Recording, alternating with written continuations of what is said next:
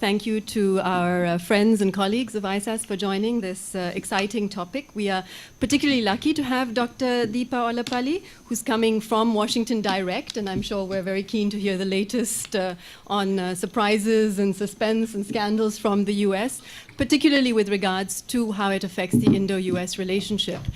The topic is highly topical, and Dr. Ollapally has been following the theme of US, India, and India as a rising power over quite a long time. She is Research Professor of International Affairs at the Sigur Center for Asian Studies, and she's also the director of a really exciting program called the Rising Powers Initiative, which has been running for quite a few years now, and collects and hosts a number of interesting publications, has a fantastic resource database of articles on all the rising powers. Of course, we can discuss who are the rising powers and the declining powers of today. So that's a very interesting theme to be covered.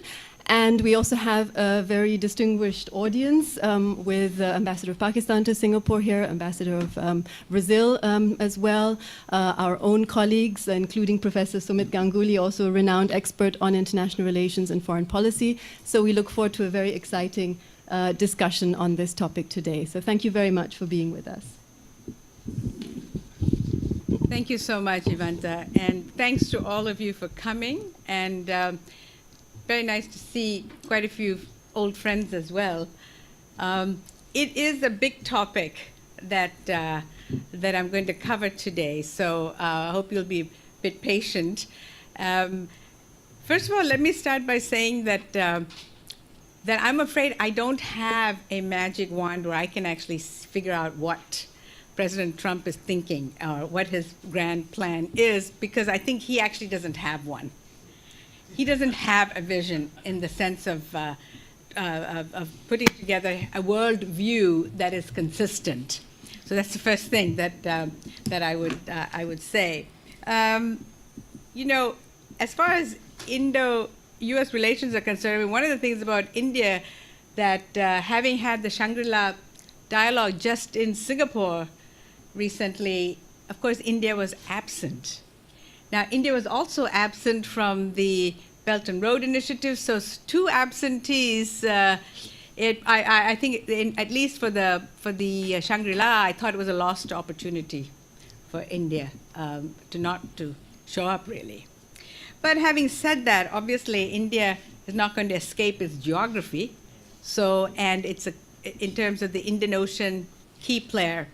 So today, what I'm going to do is, as I said, because it's such a big topic, I'm just going to I want to throw out 5 sort of major points and tell you what my summing up of this relationship is.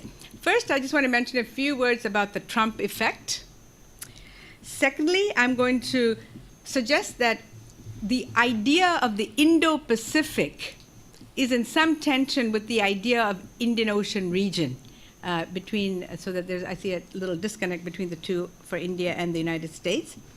And then I will touch on the Indian debate on cooperating with the US in the Indian Ocean, and then Indian debate on competing with China in the same space, and finally, some challenges. So I'll try and go through these fairly quickly, and I hope to learn from you all, because there's such a wealth of expertise that I see around the table. So, and what I'm going to suggest in my talk is that I think the US-India cooperation in the Indian Ocean region will actually be rather limited, despite the huge expectations that are being built up by many strategic analysts in the United States and other Western-oriented Asian countries, and to some extent within India as well.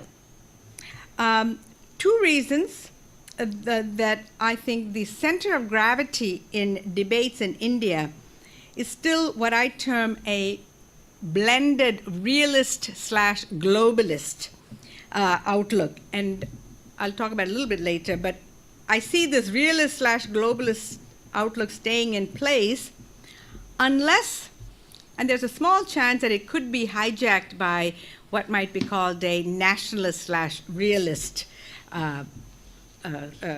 perspective.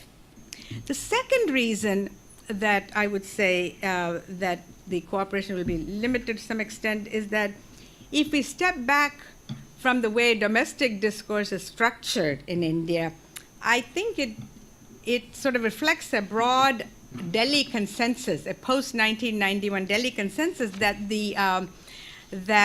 the key objective for India is achieving developed country status. That economic development is the key here still. And the Indian Ocean is becoming more important from the economic networked idea.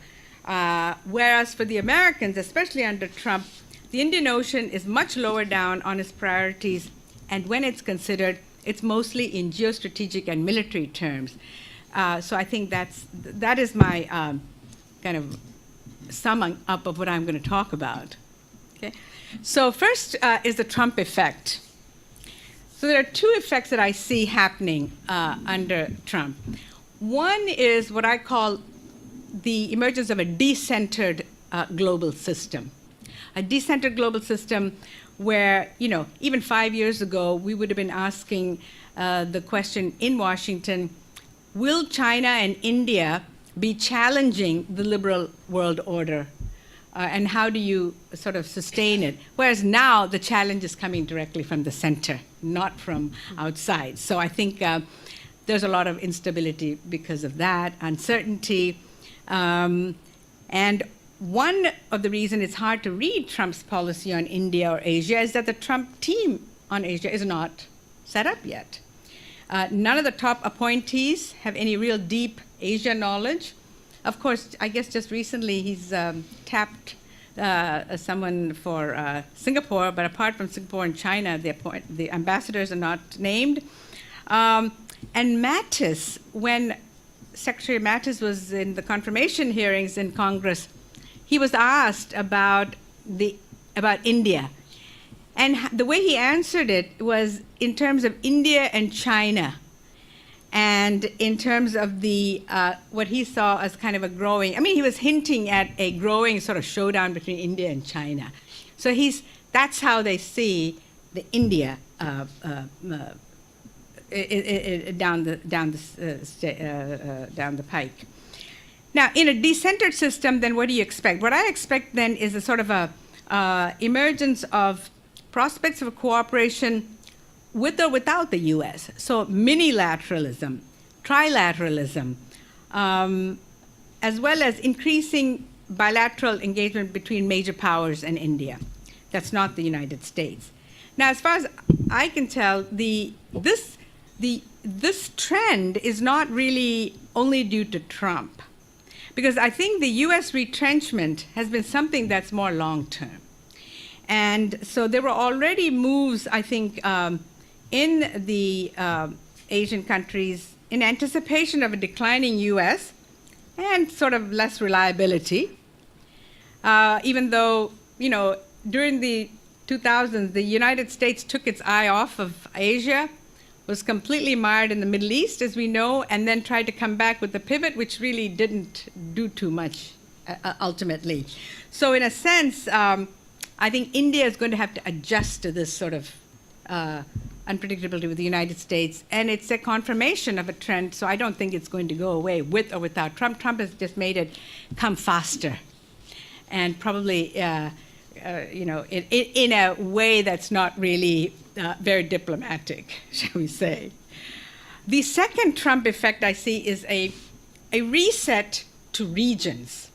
And here, what you have, I take an approach that is consistent among some of you who may know the academic literature, but the Barry, Buzan, Ole Weaver type of the region, the subsystem as one of the best unit of analysis in international relations.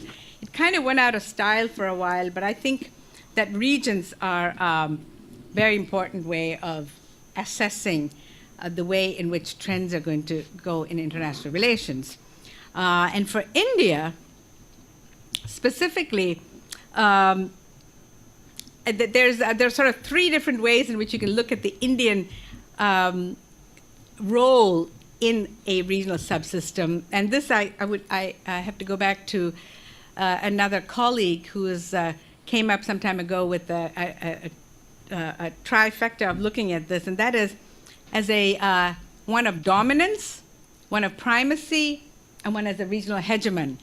And that is, you look at a country to the degree in which it has to exercise coercion in order to attain acceptance in the region versus acceptance by the regional countries. And I think in India, in the past, the dominance is where you have to use much more a degree of coercion. And primacy is where you get acceptance without having to use too much coercion. And being a regional hegemon is sort of in between, kind of a mixed. And I think India is moving toward that mixed from a position where they did not have much regional acceptance, really speaking, that the countries in the region. So I think, and here I would say that the US has been extremely important in promoting this kind of a leading role for the Indians in the region. And I think conferring that kind of a role, it's an important discursive role for the United States. So the United States looks at India as a leading role, a leading power in the region, and really to an extent kind of implicitly promoting an India first approach. It's a narrative that sends a strong signal to India's neighbors. And of course, this kind of signaling is very important, especially because India promoting something doesn't work as well as some other countries promoting India in the region. And the Japanese, I think, are also doing this to some extent. So I think you see in terms of a trilateral grouping emerging, US, Japan, India. There's an annual trilateral dialogue that began in 2011 at the Assistant Secretary of State level. And so I see that the Japanese relationship can be an independent driver despite whatever happens under Trump and whatever happens under the United States. Willingness to sell the US-2 amphibious aircraft to India, and also accepting civil nuclear partnership with India by Japan are two big steps. So now let me, looking at the Trump effect and the reset to regions, let me now turn to what I said initially as a sort of disconnect between the US idea of the Indo Pacific versus the reality of the Indian Ocean region for India and how this plays out in Indo-US relations. The idea of the Indo-Pacific is, I think, instinctively rather appealing for many Indians. It gives a much wider canvas for foreign policy, given that under the Cold War period and beyond, that India was sort of shunted out of the Asia-Pacific nomenclature. Now, the issue here is that the disconnect I see is that the United States tends to look at the Indo-Pacific basically, as I said, from a geostrategic perspective, whereas I think initially when the Australians and others came, was geoeconomics was one part, geopolitical and geostrategic, but the strategic analysts that work on this have almost all jumped on it from a geostrategic perspective. Now, so the idea of the SLOC security, 3 lanes of communication security, has been very much paramount, and naval military kind of cooperation and the challenges there is what is being looked at. Whereas the Indian Ocean region for India increasingly is being seen as a economically networked region. And therefore, what I see is that if the U.S. continues to push the geostrategic, that it almost undermines a economic narrative, which I think, despite what the New Delhi policy elite are saying, that at least under the current government, 2 key individuals haven't lost sight of the economics, and that's Prime Minister Modi and Foreign Secretary Shankar. They both are very much committed to the networked idea. Now, for example, if you look at the Shangri-La Dialogue, Secretary Mattis in his speech mentioned India once, and it was in relation to quoting Prime Minister Modi. And let me just quote what he said, because I think this shows perhaps the slight difference in their thinking. He selected this quote. He said, quote, "As Prime Minister Modi of India has stated so clearly, respecting freedom of navigation and adhering to international norms are essential for peace and economic growth in the interlinked geography of the Indo Pacific." He said it in the context of the South China Sea and freedom of navigation, but I think Modi here, the point is that he was talking about freedom of navigation, but also the economic and the interlinked aspects of that. So I think that's a key here. The other thing is that for the United States, they are continuing the pivot, but they're not calling it that. Basically doing, in terms of transferring assets, 60% assets to the Pacific, that's exactly what's being done.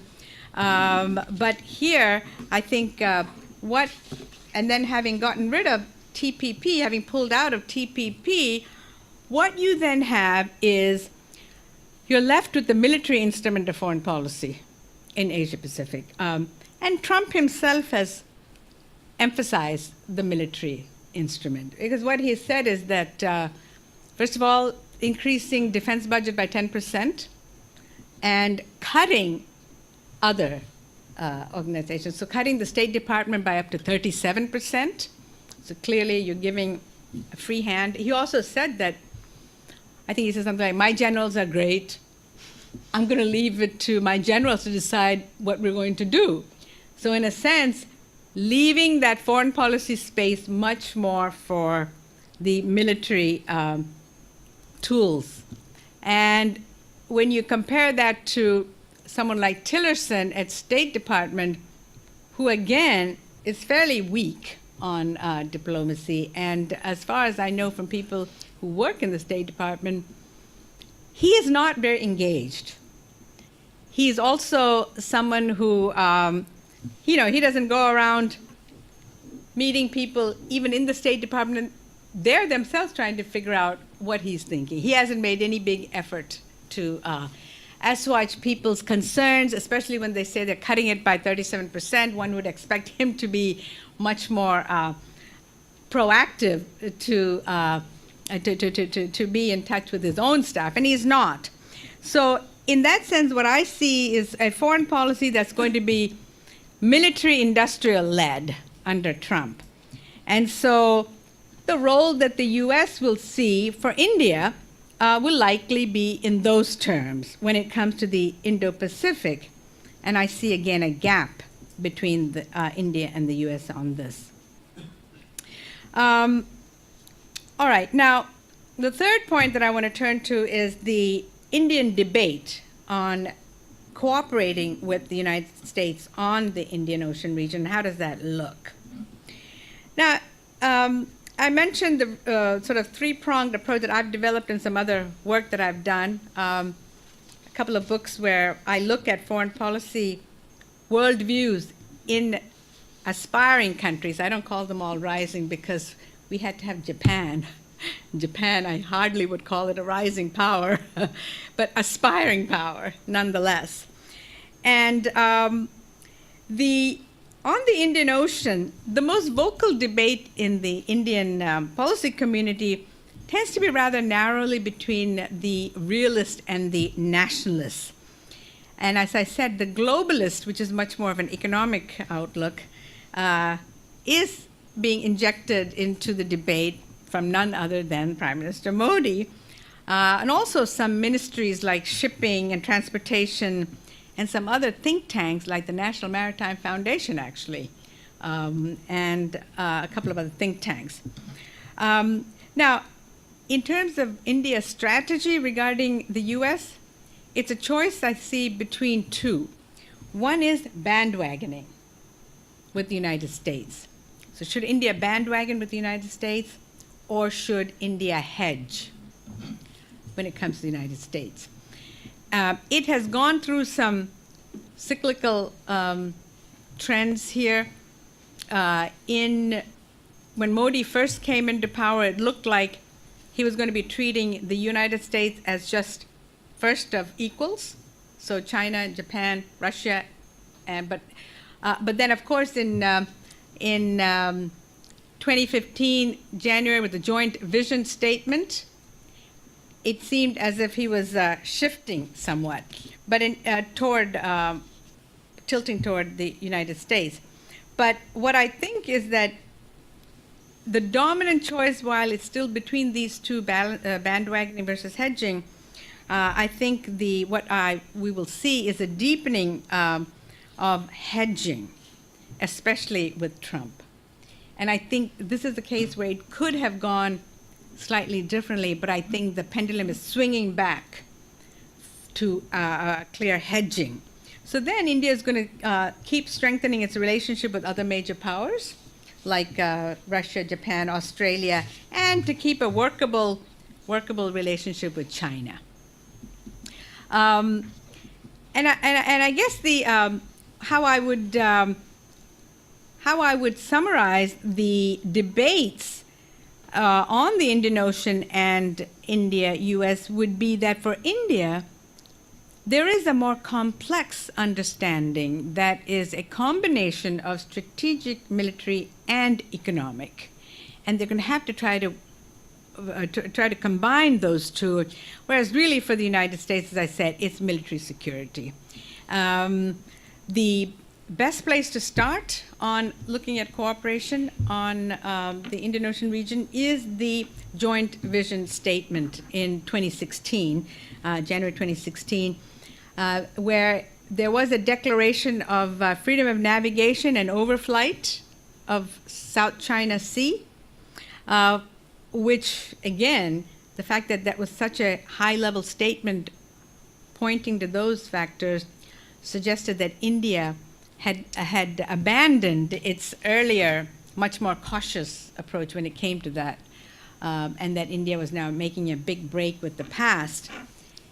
Frankly, I didn't see it as that then, and I don't see it as that even now, because I think it was more of an insurance policy by India, because of the fact that Chinese assertiveness was concerning to India, but it was, in this sense, a declaratory policy that did send a message, but on the other hand, didn't want to provoke too much China. So despite this rhetoric, which the Joint Vision Statement that looked at the expansive Indo Pacific in a more military way, I think the real Indian core interests lie in the West and not in the East still. And I would say that it's Pakistan, Afghanistan, terrorism, including maritime terrorism like in 2011, energy security, and now the China-Pakistan economic corridor with China, with Gwadar as the linchpin for China's maritime road and its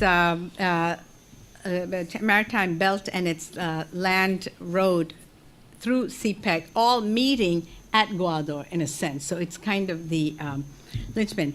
Now, for the U.S., these are India's concerns. For the United States, when it looks again, it's eastward. It's China. It's China's maritime and fundamentally rooted with naval power, and the Western Pacific going westward onto the South China Sea and into the Malacca Straits.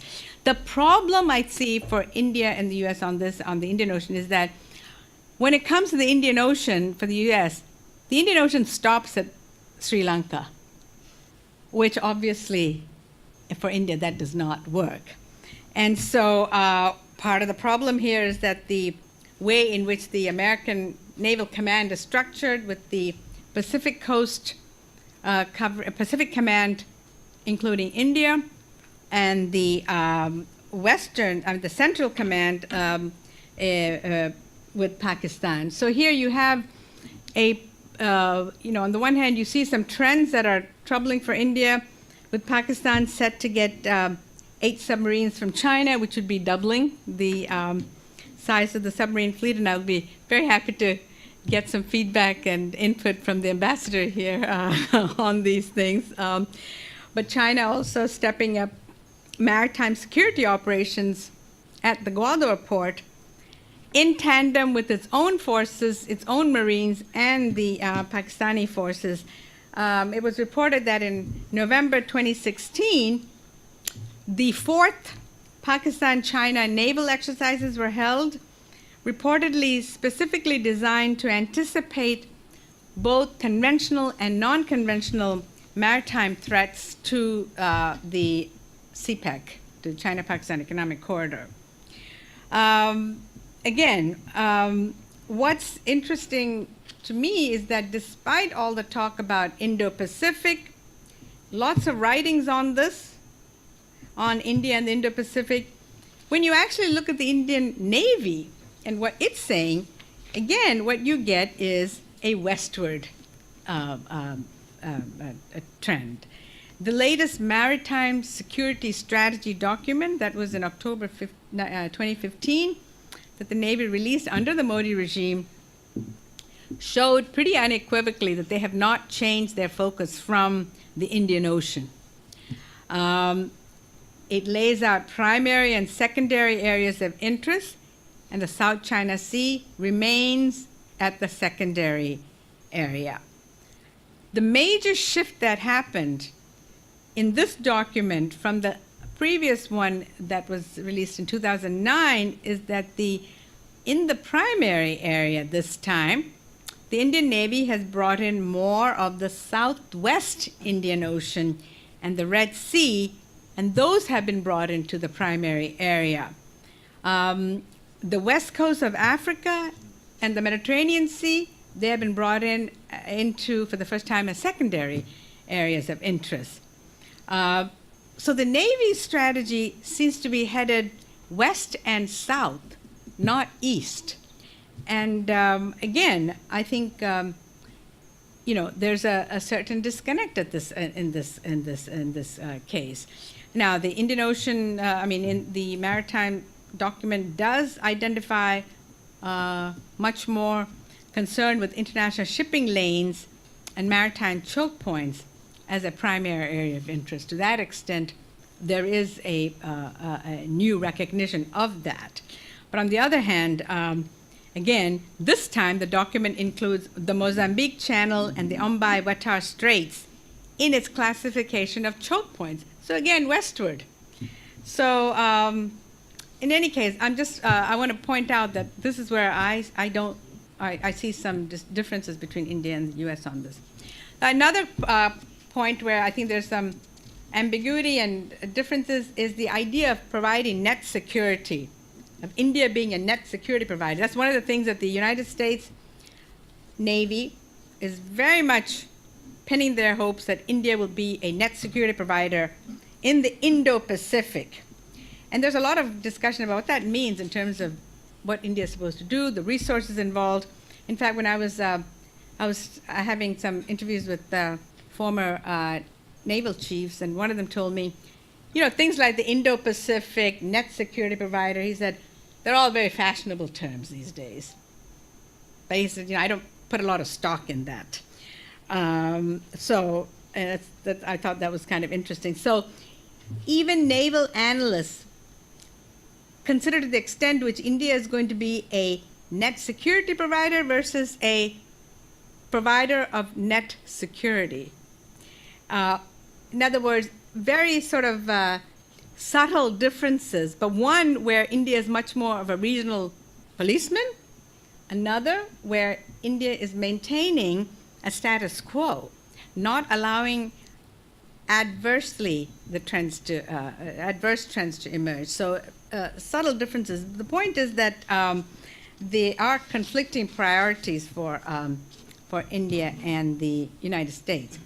Now, I will point to one of Modi's new initiatives, and of course, as we all know who follow Modi's utterances, he loves slogans, and he's actually quite good at it. So another one is Sagar, Sagar, and it means, in Hindi it means ocean, but in this case, what it really stands for is security and growth for all in the region. Again, so combining an economic understanding of this. So in any case, as far as the what the Indian strategy might be in terms of the Indian Ocean, then is that the way in which a lot of the coastal security and maritime security is seen as anti-terrorism, and this was stimulated in part by 2011 attack on Mumbai, which was by sea. So Modi's new island policy and the emphasis on maritime domain awareness, all of these things are coming out of those concerns, but again, from the westward. Linking up radar stations in Mauritius, Seychelles, Sri Lanka, all linked to a central command in India. And that is actually moving forward. MDA, or maritime domain awareness, is also important for considering the Chinese are a challenge in the East. And here I would highlight that the Indian Navy has a strategy of sea denial for China. And here again, it's sort of seen as defensive in nature. The main instrument are submarines, maritime strikes such as long-range missiles fired from ships, and mines in selected choke points.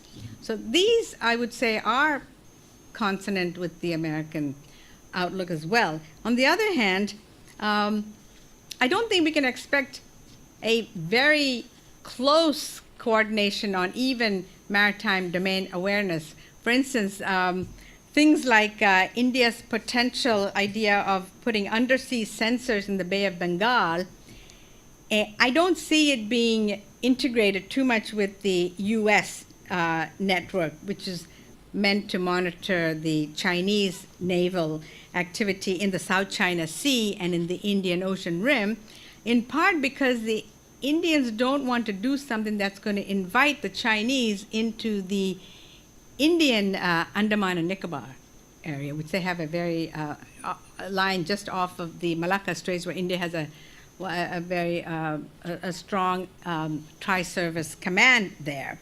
So for many in the Navy, and I would have to agree with this, is that a better, and the undersea sensors are a hugely expensive proposition to go into that kind of sophisticated maritime domain awareness.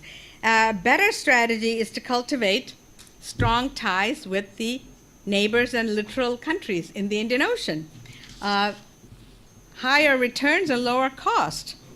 And speaking of the neighbors in the Indian Ocean, I happened to have a discussion. I met the former president of the Maldives. He's in exile in London, and I was in London, and I met with him, Mohammed Nasheed. And, it was interesting. One of the things that he talked about was that there is, of course, a huge amount of money being poured into Maldives from the Saudi Arabians and China.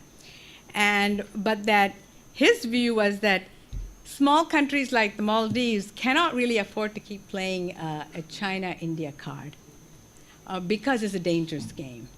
And I don't know if he was saying this now that he was out of office, but his view was that an India-first policy is what makes sense. And I would argue that perhaps that is the way we're maybe see what's happening even in Sri Lanka. Just last month when Prime Minister Modi was visiting, apparently it was reported that that Sri Lankans had been asked by the Chinese to allow docking of a submarine, and very bad timing. Obviously, this was just before the BRI summit as well. So there was a little bit of pressure on the Sri Lankans, but the Sri Lankans said no. and it had to be diverted apparently to Karachi, the Pakistani submarine. So, in any case, I think that that we are seeing certain trends that augur well for India in the Indian Ocean region, with or without the United States. All right. So,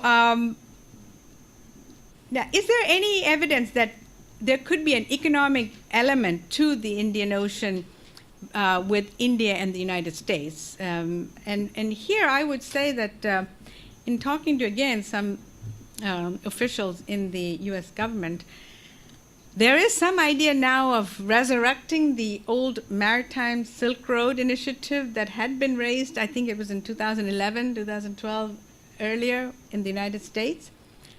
But, and also the port building. I mean, here, one of the things that India has been now taking a pretty proactive step on is refurbishing its own ports and also having a greater say in some of the ports in the neighborhood, Sri Lanka and Trincomalee, new port, Bangladesh, Sonadia, new port, and working with American ally Japan.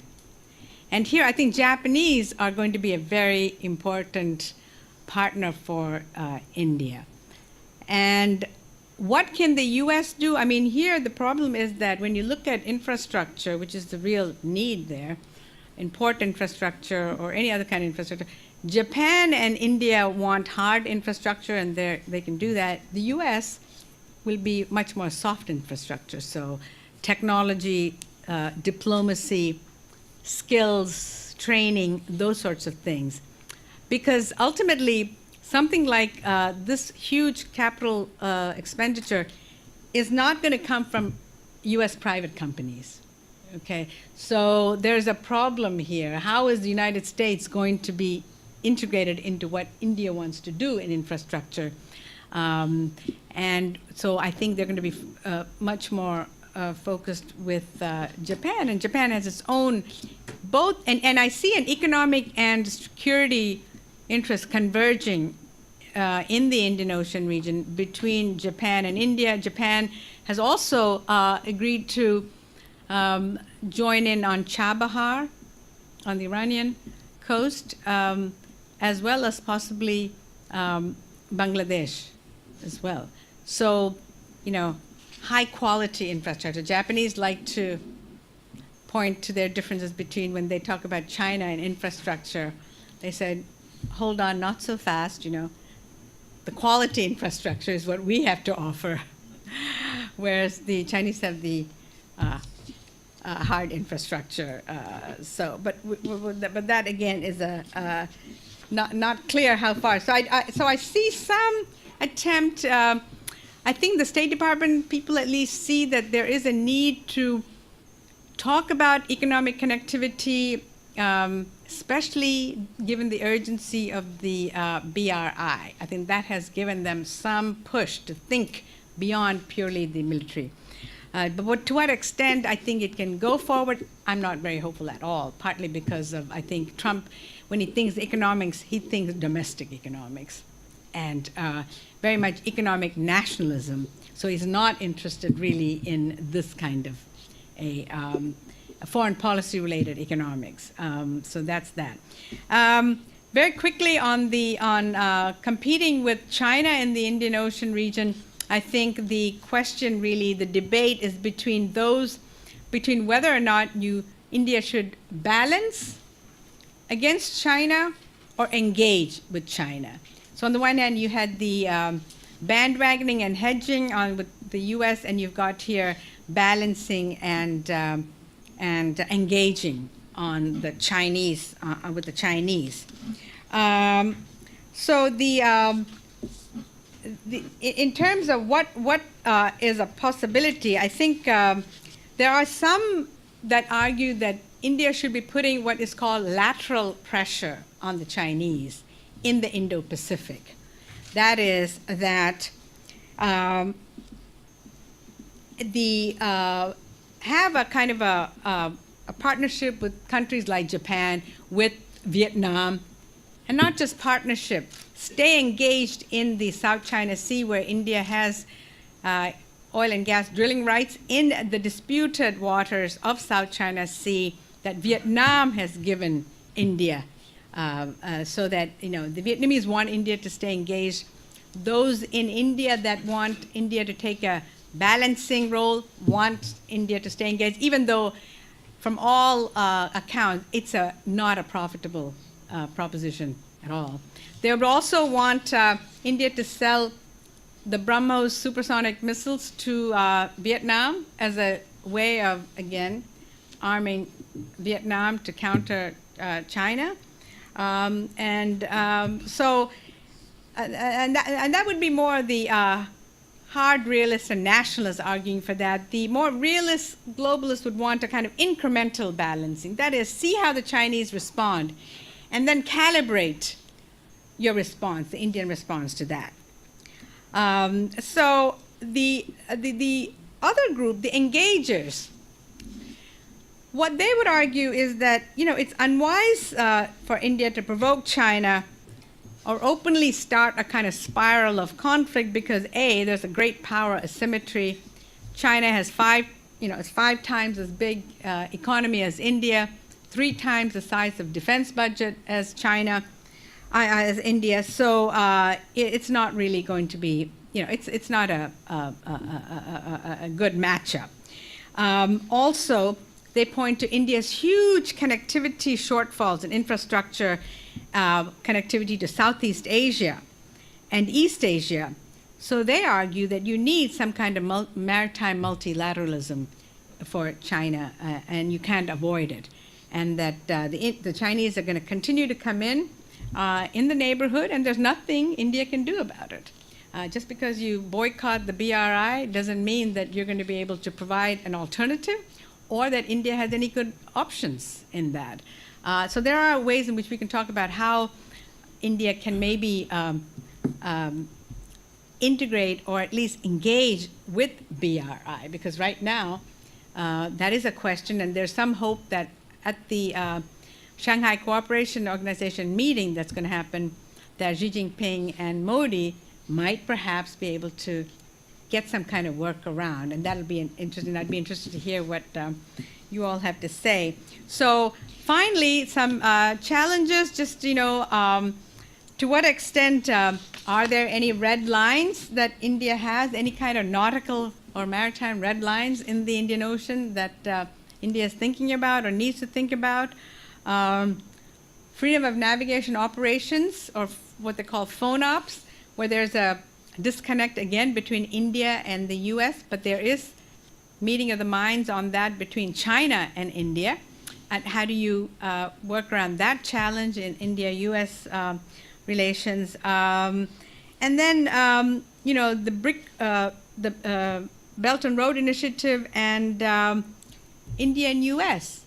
Is there going to be any coordination on this, or is India out on its own on this element? I mean, Singapore, in some senses, I wouldn't say isolated, but was not invited to BRI, but yet I don't see the same kind of angst here that I do in the Indian newspapers. But ultimately the question is, what is the U.S.'s commitment really to the Indian Ocean region? And you have people like Robert Kaplan who continuously write about the Indian Ocean as being absolutely critical for the United States. 21st century, that's where you're going to see India-China collide, in his view. There are others who suggest that, the Indian Ocean it's not something high priority on the United States. And so you get 2 different reads on something like the new, the Duqm port in Oman, and whether or not that is in fact a recommitment by the United States or not. And I don't see the Indian Ocean rising up in importance that much to the U.S. So I think, as I said in the beginning, I think India is going to have to learn to adjust in some way to this, and adjust to its Western threats. as much as it's Eastern. Let me stop with that. Thank you. Thank you, Dr. Ollapally, for a very detailed analysis of a very complex, complicated, and evolving system that I think is very hard to pinpoint the structure of international relations in this region. I mean, it seems like a triangular system that is emerging, but are all three playing the same game, I guess, is an interesting question. I'm sure there are many questions that want to raise themselves, but maybe I can take advantage of just asking the first question. You talked about the Indian debate, which is great because often in IR we forget to look inwards at what is going on within a country. So that is, of course, a very important indicator of what is going on. To what extent, in your assessment, is the likelihood of an anti-US sentiment coming back in the Indian debate? I mean, especially in the wake of Trump's latest comments bashing India with regards to the Paris climate. Isn't that going to give a lot of ammunition and perhaps destroy, I don't know, a decade-long effort to reset the Indo-US relationship? Right, thank you. Well, you know, part of when I started off and I said that I see a certain trends, I tend to sort of not get panicky about a particular statement here or there, because the larger trend is the geopolitical changes in Asia, the rise of China, the rise of India, and in some sense the decline of the United States. But the United States is going to need strong allies in the region. And I think, Trump or not, the Indo-US relations in that sense is going to outlast Trump. And even under Trump, you know, we can't really dismiss the extent to which, if Modi and Trump, when they meet in June, you know, are they going to strike a deal somehow on something? I mean, a lot of what Trump is saying also is for the domestic audiences. I think one has to understand that Trump's number one, I mean, I think he really cares two hoots about foreign policy in many ways, all right? His absolute, and he's very narrowly focused on messaging domestic audiences. And I think we forget that when we're outside, sitting outside the United States. But so if Modi is able, and Trump also, I must say, that Trump seems to be able to strike deals or have a fairly good rapport with people he sees as pretty strong men. I mean, I think he gets along with them fairly well.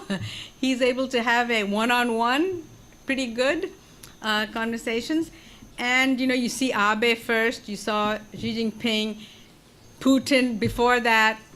I think he thinks that, you know, he likes people who seem to be able to deliver, who are not weak and vacillating and so on. So Modi, I think, represents that. And I think he personally, I think, actually admires Modi. And so, you know, perhaps they can work out a deal on the H-1B visa. For example, each one, I mean, Modi would love to take something back, I mean, in terms of a deal making. And we can, you know, I can think of how in the H-1B visa, which is really the key for India, would be if he gives a moratorium or something, or extends it, or it gives India an exception, you know, something like that, I think could be. And India maybe can go a little bit easier on solar power equipment imports from the US.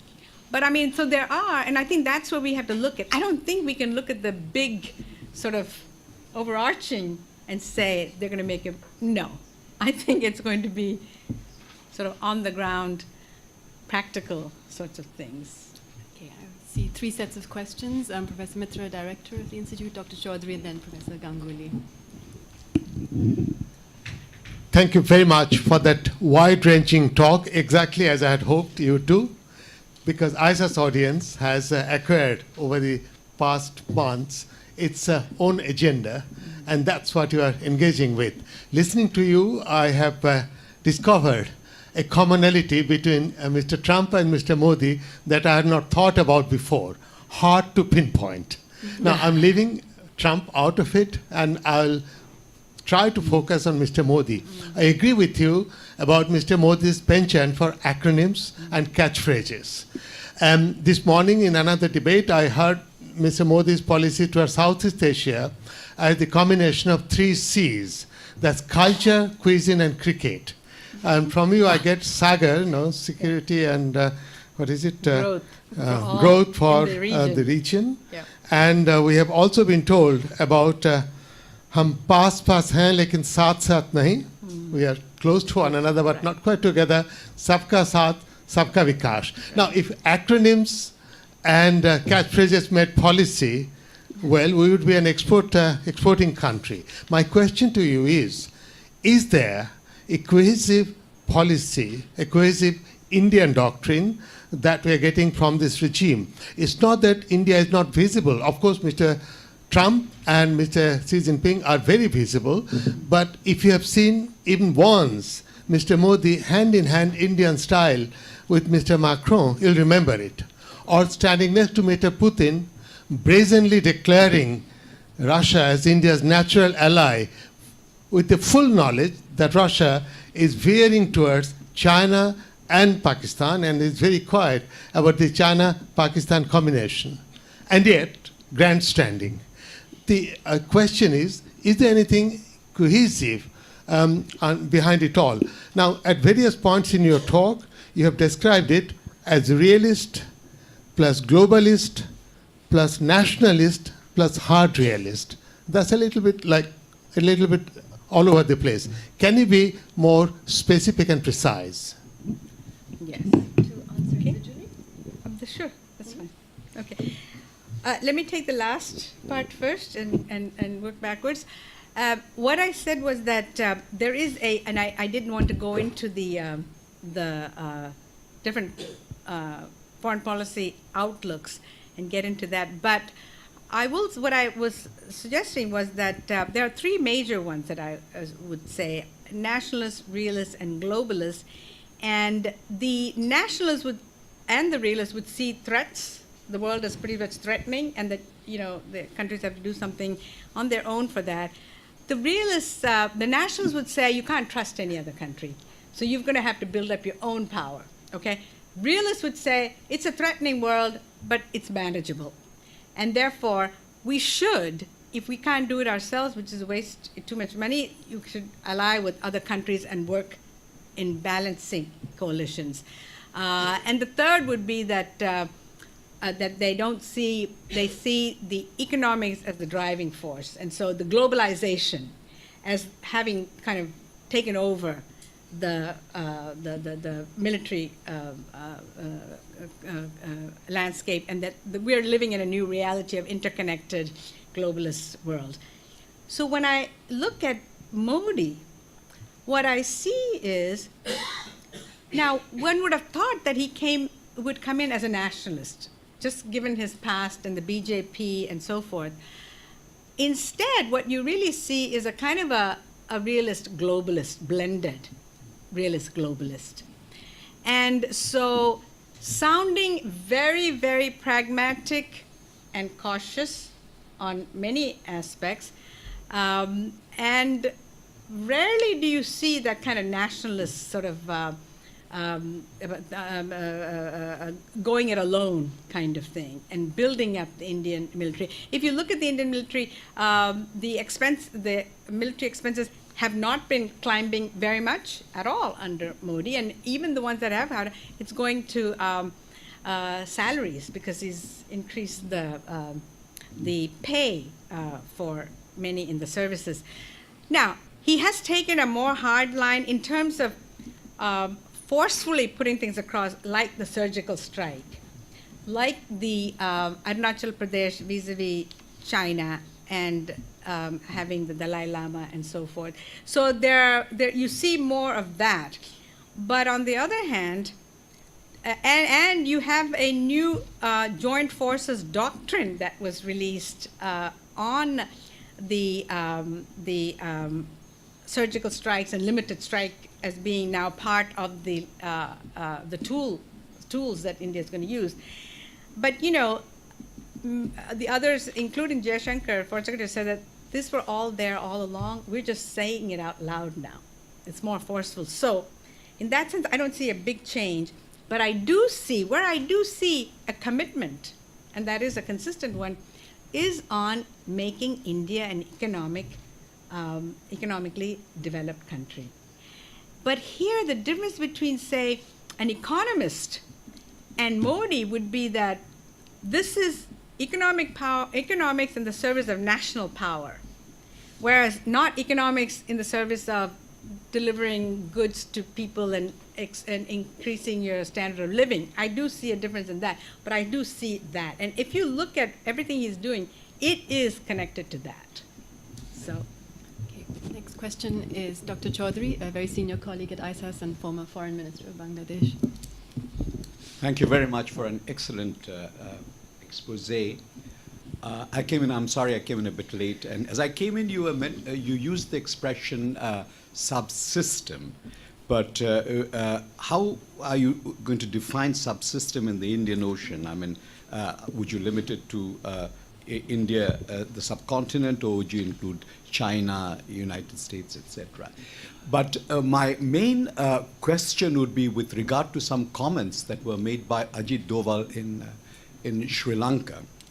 And he spoke which tantamounted to a resurrection of the old idea of Indian Ocean as a zone of peace. Now, in your view, is this a credible option on the part of India? A comment on this, because originally in 1971 it was floated by the Sri Lankans with an aim to containing India, actually. Shirley Amarasinghe and all that. Their idea was to contain India. Later on, it became a non-aligned effort to contain Western presence in the Indian Ocean. Today, China is very much a part of the Indian Ocean system. They are looking to 6 aircraft carriers and that kind of thing. So would you think that Indian Ocean as a zone of peace, that kind of a concept, is still viable in this age and times? Thank you. Thank you. I think that the reality today is that it will be very difficult to turn the clock back because of exactly what you just said. Things like Chinese aircraft carriers, I think it's just a matter of time, obviously, before they're going to be steaming through the Indian Ocean. India is not going to be able to do anything about it. First of all, it's in international waters, right? So there's not much India can do to actually contain that. And the zone of Indian Ocean zone of peace, the Indians at this point probably would not mind resurrecting some elements of that as containing China, right?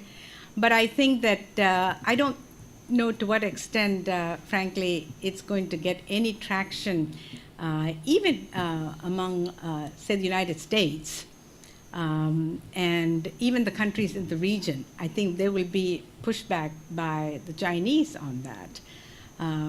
And you know, but there might be some ways of coming up with some kind of code of conduct that would be still some practical steps that one could take.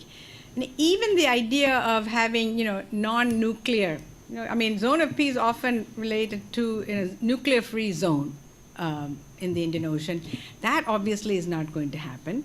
So a big element of that. That was pre-nuclear, though. That's right. But even now, that would be one of the things. That, you know, there might be, I mean, even in terms of the what is the threat to India and what would be the main reason for promoting this, I don't know to what extent China really is going to, you know, militarize any of the, say, take, for example, the ports in Sri Lanka, in Bangladesh, so on. You know, so in terms of red lines, what would India like not to see happen? Obviously, something like a militarization of the Hambantota would be unacceptable to India. It seems to be that India might be able to get what it wants without having a zone of peace idea that might get out of hand and be not very useful for its own sake too.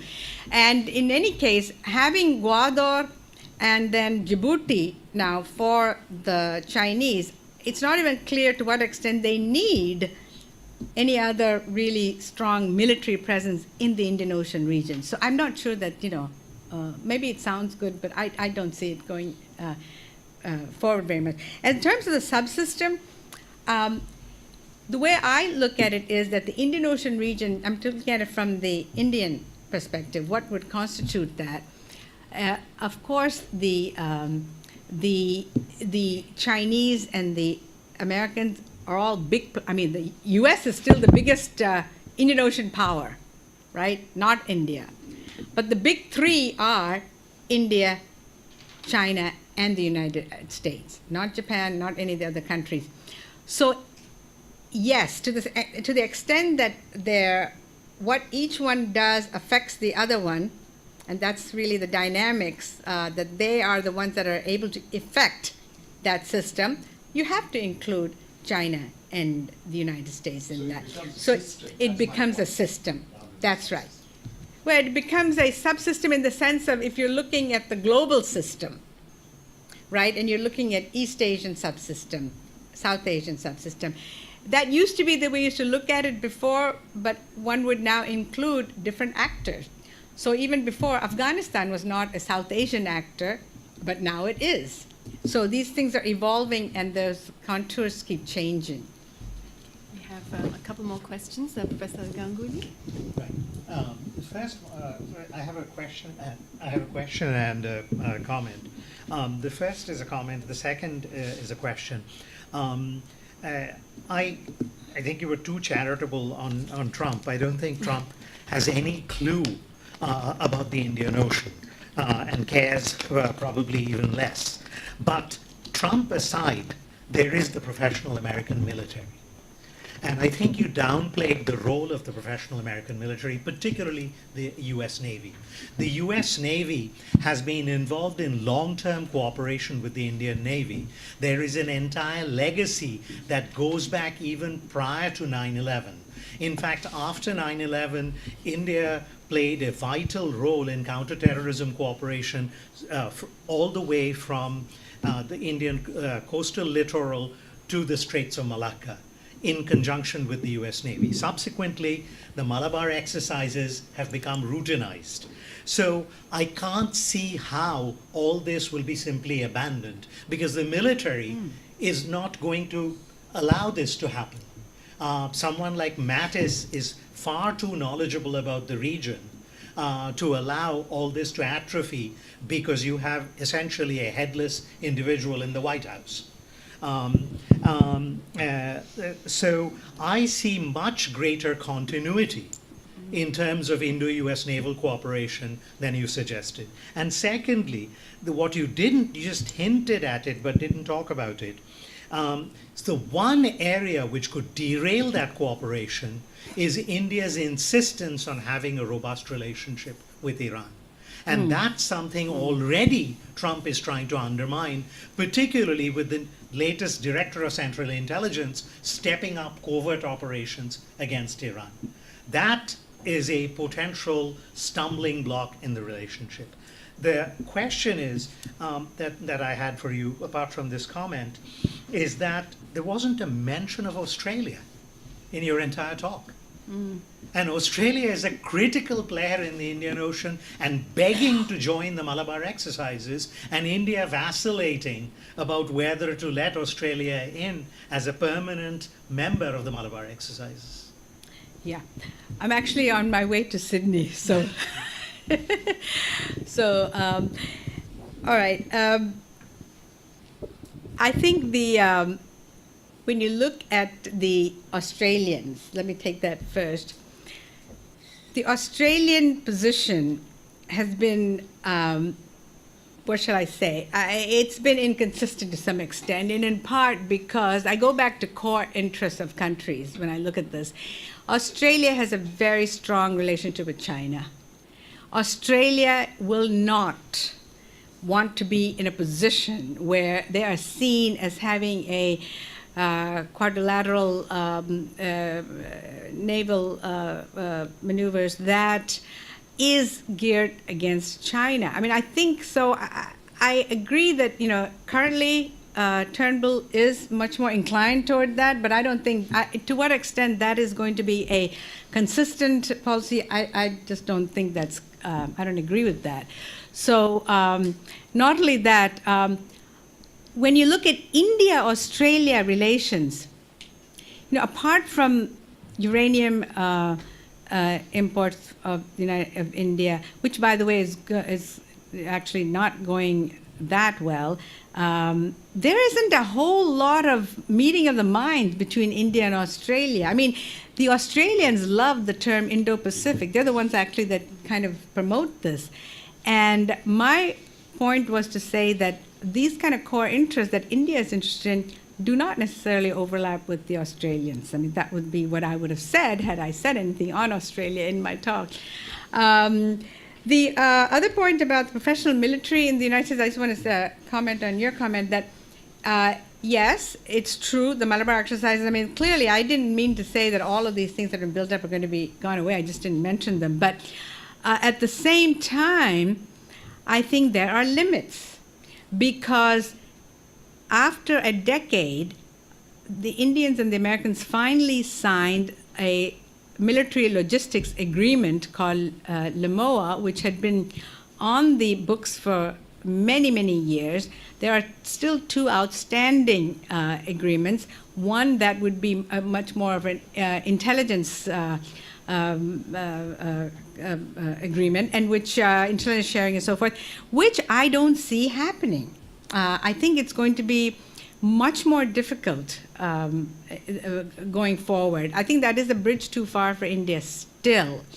And given the kind of, I don't, and again, let's take Pakistan for a second, because I think the Indians are still not convinced. I mean, this is a big stumbling block between India and the United States, is the question of Pakistan, terrorism, etc. And so I don't see those things happening as easily as you suggest. Would you like to comment on the Iran? Oh yes, on Iran, I completely agree with you on that. And I mentioned Chabahar, where Japanese actually have gotten involved in that as well. But here's where I think that we can't overstate the problem, and that is because I think the Indians at this point, especially with CPEC and Gwadar, I don't think the Indians are just going to allow Americans to veto what the Indians want to do there. And I think in this case, this might be a case where, Trump might, he probably doesn't even realize what the stakes are, frankly. And so there might be, again, an India exception. I mean, when the sanctions were placed on Iranian oil exports, Hillary Clinton gave India an exception. India was still able to import. So there are ways in which these things can be worked around, and I think that they will find some way to do that, especially with Japan on board as well. And Abe very much wanting to continue that.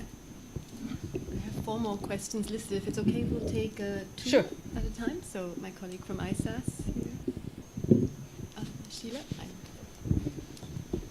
Yeah, good afternoon, Professor Deepa. My name is Chan Jia. I'm an intern at ISAS. I would like to ask you, do you think there is basis to say that the US is currently shifting its long-term bet from Japan elsewhere to elsewhere in counterbalancing China's influence in the region, and that this is what pushes Japan economically to cooperate with India at an unprecedented level than before? Thank you. And if it's okay, we'll take a second Yeah, question. The gentleman from Brazilian Embassy. Yeah, thank you, and thank you, Professor, for this very interesting discussion. You initially drew a distinction between those that would have an Indo-Pacific outlook, the US, Japan, Australia, and India. that would have a Indo outlook looking westwards. In a way, I think that we are in a kind of a moment that Mahan is meeting Mackinder, and you can't really look these elements in a separate way. And if Obor comes to in fruition, if it works, then India will have a completely different scenario before its strategic thinkers and practitioners. Because westwards, the terms of engagement, even with Pakistan and the Pakistani-Chinese relations will change in a very dramatic way. And you hinted the idea of the Chinese Navy into the Indian international waters. So my question is, will India be forced by circumstances to adapt an Indo-Pacific outlook? Okay. Yes. On your question about Japan, I don't see any big evidence that the U.S. is going to abandon Japan, because I think the first visit by Mattis was to Japan and Korea, in part because American allies, especially Japan, have always been concerned about abandonment. Right? That's always been their number one concern, is abandonment. There's also entrapment as another problem, but abandonment even more. And I think so that's one of the reasons that Mattis went, and why Trump met Abe. It was the first major leader to meet Trump. So I think the Japanese by now must have gotten the hint that they're not being abandoned. And I don't think that that is the reason that it's moving toward India. What I think is happening, though, is more of an autonomous change, and that is that the Japanese are understanding that the American commitment to the defense of Japan, to the defense of its allies, the pouring resources into that defense is not going to happen as easily as before. That commitment has weakened, and I think it's absolutely weakened, and I don't think you're going to see it. And so in that way, I think it is looking for alternative partners and ways in which it can shore it up. And then, you have Abe has been trying to do this since 2004, actually, when he was there earlier. And so I think that it's going to be, and I do see if I look out for India and the larger Asian region, the India-Japan relationship is going to go stronger and stronger. As I said, economically and strategically, they're in sync.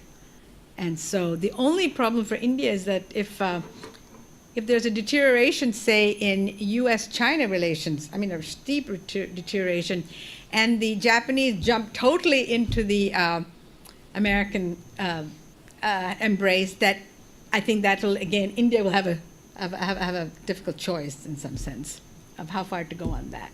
Because, as you said, you hinted that there is still a feeling, of unreliability about the U.S. vis-a-vis India. I mean, they have not gotten over their trust fully, despite a lot of, realists in India and strategic community that's pushing for it.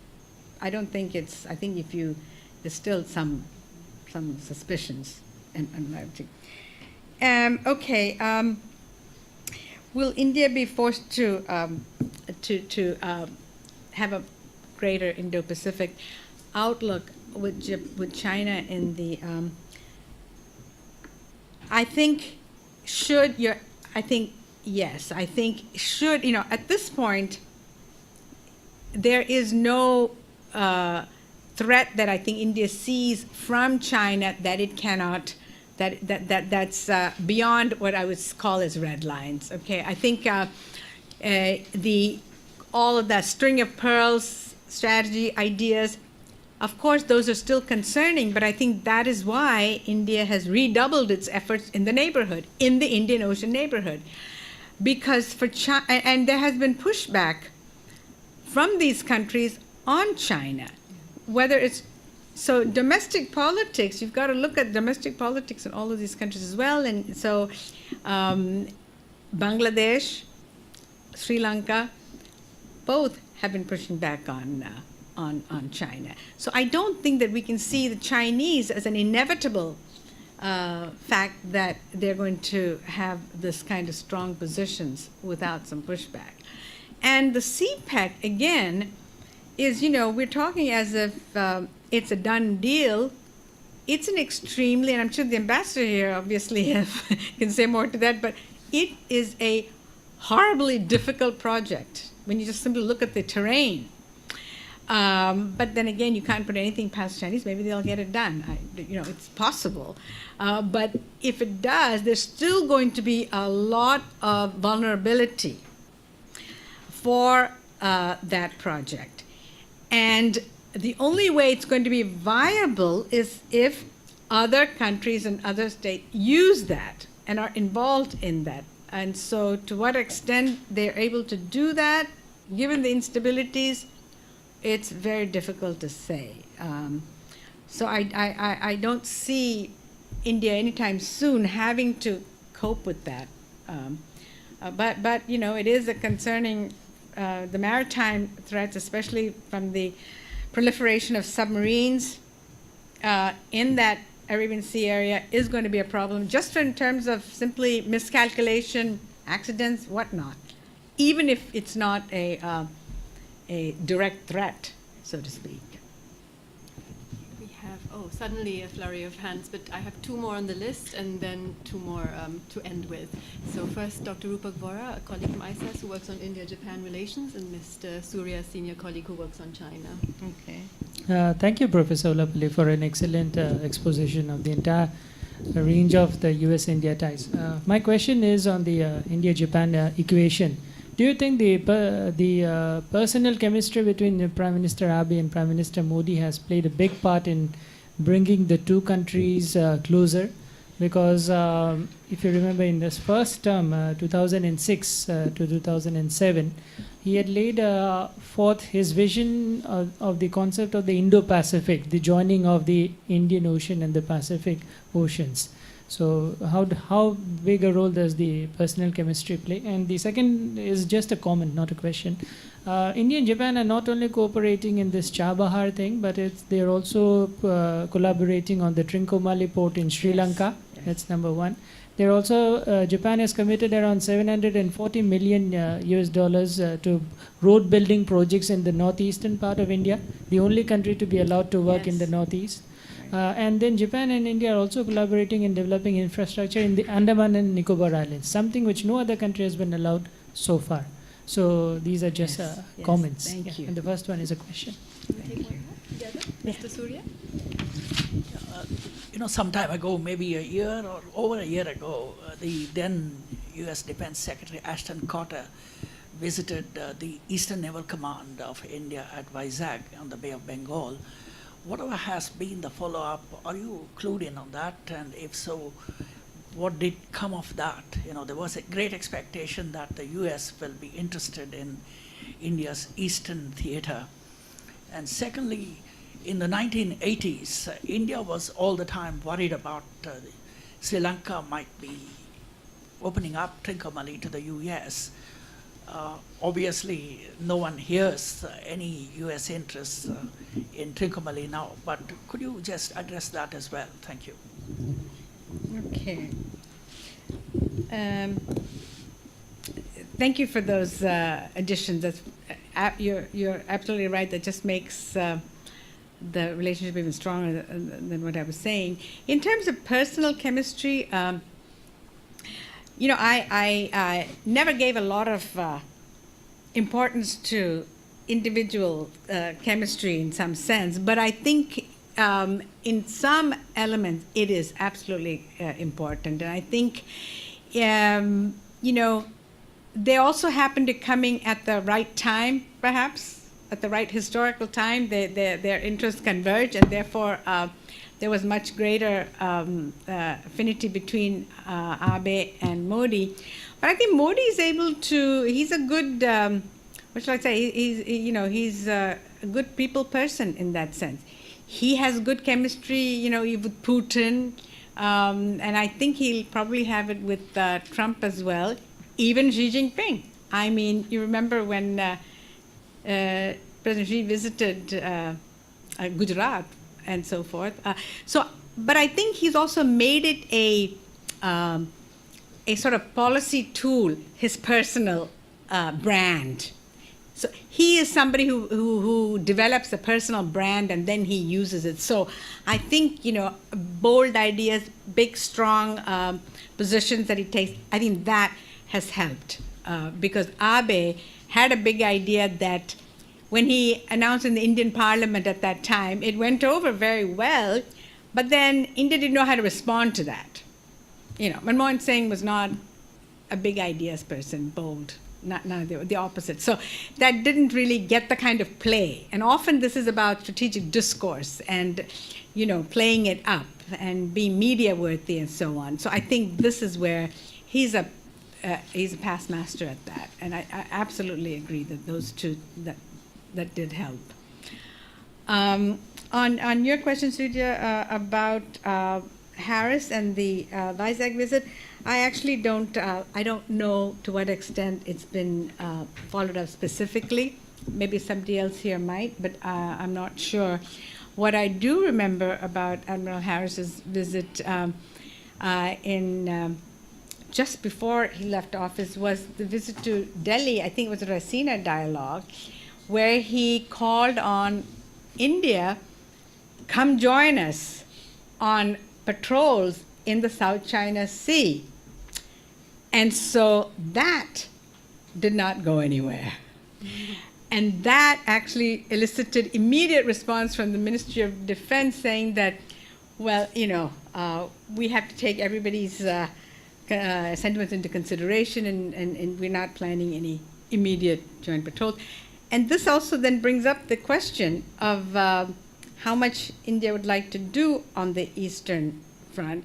Because again, I asked this question to a naval chief, retired naval chief, about a year ago on this joint patrols. And one thing he said was, he said, you know, I cannot take, he said, I have limited resources. I can't move my fleet from this critical Bay of Bengal area into the South China Sea and leave myself exposed.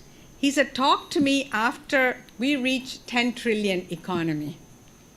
Okay, so even the naval chiefs are thinking economics, okay? You've got to have the capability to do this. He said, don't talk to me when I have a 2 trillion economy.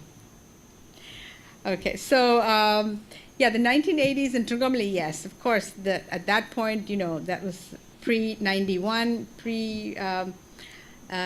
Indo-US rapprochement and all of that. I think now, as I said, I think the United States is one of India's biggest cheerleader to play a role. And so I think in that sense, you know, in fact, one of the ways in which the US is promoting India in this, and India's funding, is that a lot of the State Department officials apparently take their guidance on Bangladesh, Sri Lanka, and Nepal from New Delhi. So it is, you know, they'll make a stopover in New Delhi and figure out what's going on in these three countries. And then, so it's very clear that things have changed quite dramatically. And I think, and by the way, Trincomalee apparently is supposed to be a better harbor than Hambantota. So, and apparently there's enough traffic and enough cargo for having multiple ports. So it may actually work, but it's up to the Sri Lankans, obviously, whether they're going to do it or not. we're soon going to run out of time, which is, of course, a good sign. But if we can just take two short questions then to end it all. So Mr. Chaturvedi and then Mr. Chichiang, both colleagues from ISAS. My question is related to your remarks on freedom of navigation. You said that India's freedom of navigation is more declaratory. I want your views on how do you see India's increasing engagement in terms of naval engagement in this region, particularly with Vietnam. There is a lot of progress. Thank you. Sheila, Mr. Chichiang. Hi, thanks for that very interesting sharing. So my question is mostly about the interaction between China and India again. China and India and Japan again. So it starts from the premise that China perceives Japan as a threat, even in spite of its now fraying commitment to pacifism. To what extent will India's collaboration with Japan lead to counterproductive outcomes because China may decide to become more assertive in the region in order to push out the Japanese presence, while at the same time perceiving India as an opponent because of its willingness to actually ally itself with a sort of historic adversary in East Asia? Yeah, thank you. So we can summarize Okay. the discussion Yes. of those two. All right, perfect. The India-Japan one is a very good question. And, I think the Japanese have made a certain calculation that at this point in time, they're not going to worry about provoking China at this point. I think, given the recent past with the East China Sea problems and so forth, that India also is kind of a safe bet because India has not come out in sort of openly, allied with the United States, allied. So India has been careful to maintain that sort of fiction in some sense of its position.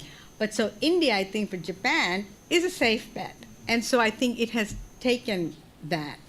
So I don't see, I don't see that provoking any major reaction from the Chinese. The Chinese and the Japanese have a very close economic relation. The fact that they can continue that despite their political differences is quite astounding in some sense, right? And so I don't see a problem with that. And I don't see in Japan, what I find interesting is that there are no real domestic opposition to Japan's move toward India. I don't know, I don't study Japan, but I don't see it. So I think it's a very non-controversial decision for Japan. So, the phone ops, one thing I would say is that freedom of navigation operations that the Americans do is mostly for political signaling, right? They're not, it's for political and legal kind of reasons, not for military. Because if you look at what the Americans have done, initially it was, there are certain, not red lines, but unacceptable kind of behavior, that is island building.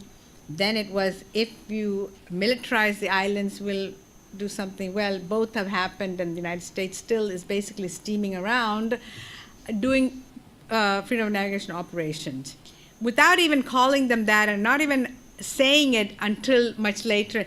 In any case, India, the position of India has been that India is not in the business really of doing phone ops for political reasons in terms of signaling. However, it is certainly stepping up its naval exercises with these East Asian countries. And I think that is going to continue. And I think that, in a sense, the Navy is a very good tool for soft power kind of diplomacy in this sense, because, it's humanitarian relief operations. You can have joint actions against piracy. There are various ways in which it can be done without having a negative kind of signaling. So I think that's where you're going to see. And with Vietnam, absolutely. I think Vietnam and India, as I said, mentioned, I think the kind of both nationalists and realists see Vietnam as a very good bet. just like they see Japan, Vietnam, and Southeast Asia, and Singapore. I think Singapore is another country that India sees as a very strong and has conducted. So India has conducted naval exercises in all of these countries, and I think it's going to continue, probably step it up. And I don't see that as a problem from the Indian side or this side. So, but they of course then cannot say anything when the Chinese do the same thing, have naval exercises with India's neighbors. Oh, okay. Thank you. Pakistan. Sorry, what was, we would like to make a comment. Jordan? Sure. Please. Thank you very much. I just didn't want to disappoint the professor. Thank you for stepping in. I wanted to get you. You know, the first comment is about CPEC. You said, you know, that there are huge geographical difficulties. Yes, but they have already been overcome, you know. This Karakoram highway has been running from China to Pakistan, you know, since the 60s, the late 60s. And now they are going to expand that and modernize that. And then work is expeditiously in progress on the Gwadar port. Again, you know, this is an investment of around $60 billion. $35 billion is alone for power generation, hydel power generation, coal power, solar power. So one project in coal power generation has already been opened a few days ago. It is generating now 700 something megawatts of electricity in the province of Punjab. And from the Asian Infrastructure Bank, already a portion of highway has been completed, you know, through funding by this bank.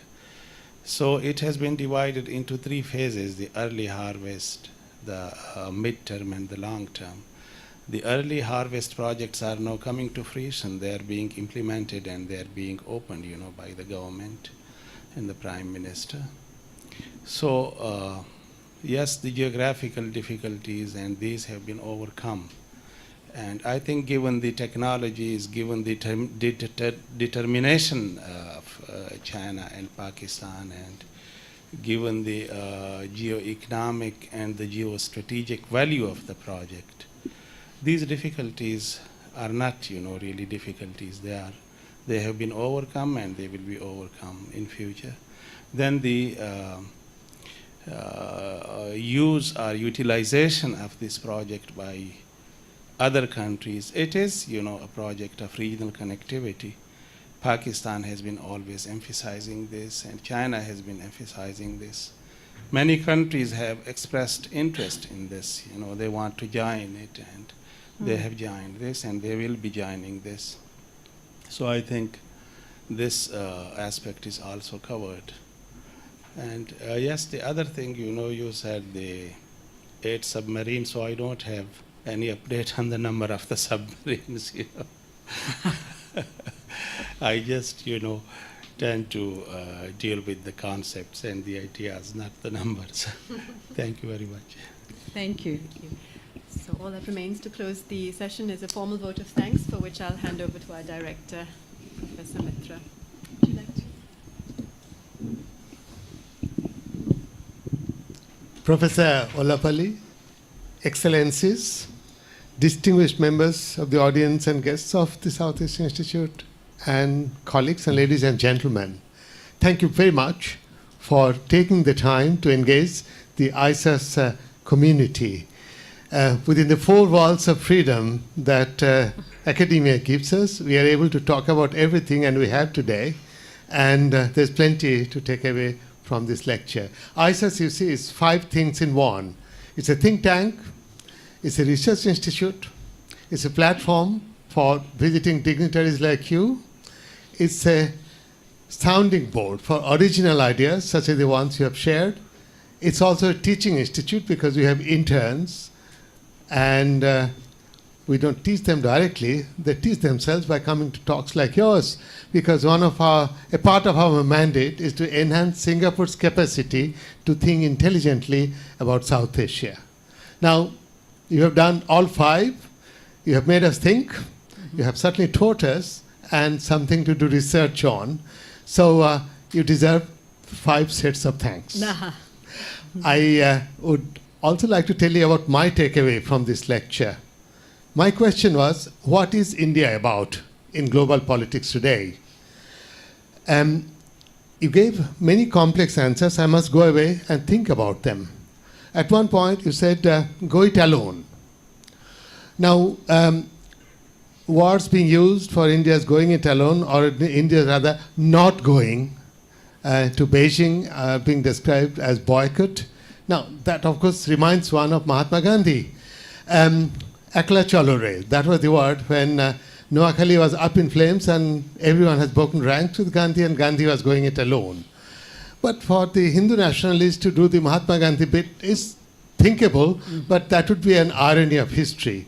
There is certainly a lot more to it, and what you say about the red line really makes me think about something very important, that if 2 adversaries know each other's red lines, that will make them negotiate better.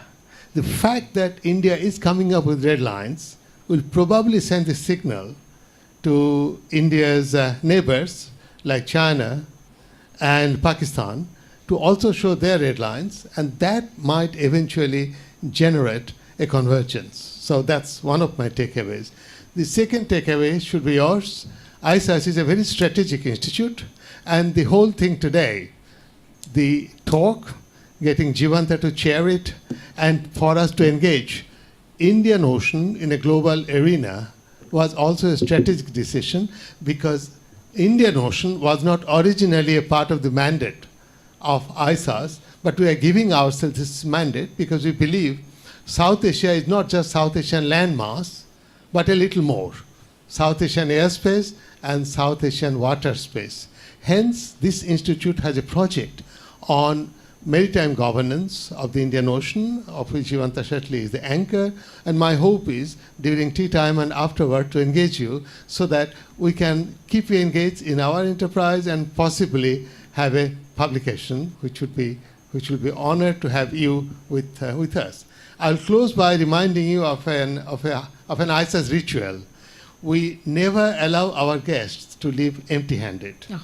So I've got a gift for you. It's a book by one of my colleagues, which emerged from conversations like this.